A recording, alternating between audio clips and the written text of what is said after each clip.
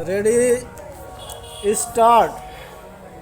यह निराशाजनक है कि पूर्व एवं वर्तमान विधायकों और सांसदों के आपराधिक मामलों की सुनवाई के लिए गठित की गई अदालतें उनके मामलों को समय पर निपटारा करने में विफल साबित हो रही हैं।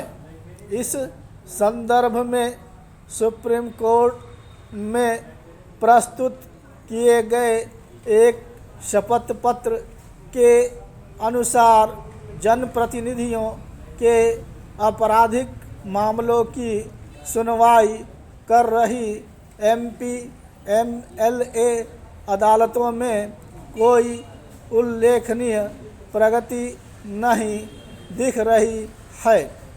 ऐसे जनप्रतिनिधियों के करीब 5000 मामले लंबित चल रहे हैं।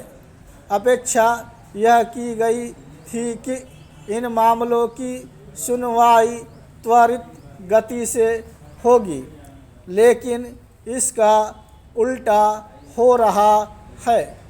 एमपी एमएलए अदालतें जनप्रतिनिधियों के मामलों की सुनवाई करने के स्थान पर अन्य मामलों का निपटारा करने में लगी हुई हैं। यह एक समस्या यह भी है कि इन अदालतों में जनप्रतिनिधियों के आपराधिक मामलों की सुनवाई रह कर स्थगित होती रहती है। ऐसा इसलिए भी होता है क्योंकि जनप्रतिनिधि अदालतों के समक्ष पेश होने से इनकार करते रहते हैं। यह स्थिति तो एमपी एमएलए अदालतों के गठन के औचित्य को ही निरर्थक सिद्ध करती है।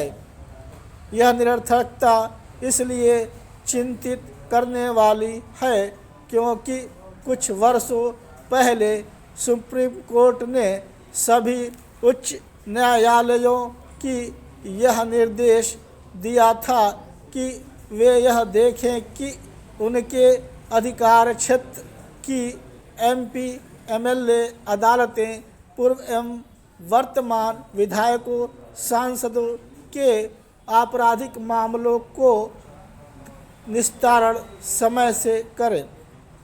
सुप्रीम कोर्ट ने उच्च न्यायालयों से यह भी कहा था कि वे इन अदालतों से समय समय पर प्रगति रिपोर्ट भी लेते रहें। ऐसा लगता है कि उच्च न्यायालय अपने इस दायित्व का निर्वहन सही तरह से नहीं कर पा रहे हैं। समय समय पर ऐसे समाचार तो आते रहे हैं कि उच्च न्यायालयों ने एमपी एमएलए अदालतों को जनप्रतिनिधियों के मामलों के निपटारे में तेजी लाने को कहा है, लेकिन इसके कोई सकारात्मक परिणाम सामने नहीं आ सके। समझना कठिन है कि जिन अदालतों का गठन ही कुछ विशेष मामलों के निस्तारण के लिए हुआ है, वे उनकी सुनवाई में प्राथमिकता का परिचय क्यों नहीं दे रही हैं।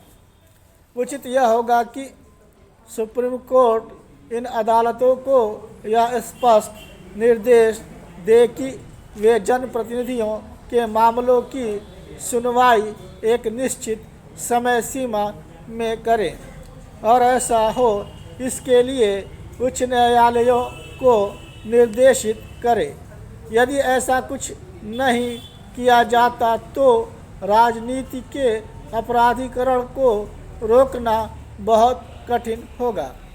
इसकी अनदेखी नहीं की जानी चाहिए कि विधानमंडलों में आपराधिक छवि एवं अतीत वाले जनप्रतिनिधियों की संख्या तेजी से बढ़ती चली जा रही है।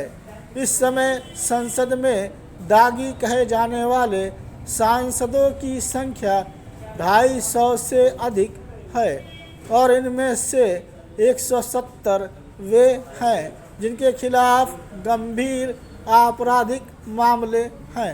यह स्थिति लोकतंत्र का उपहास उड़ाने वाली ही है, इसलिए और भी अधिक क्योंकि अब तो गंभीर आपराधिक मामले में जेल में बंद लोगों को चुनाव प्रचार के लिए भी जमानत देने का सिलसिला कायम हो गया है।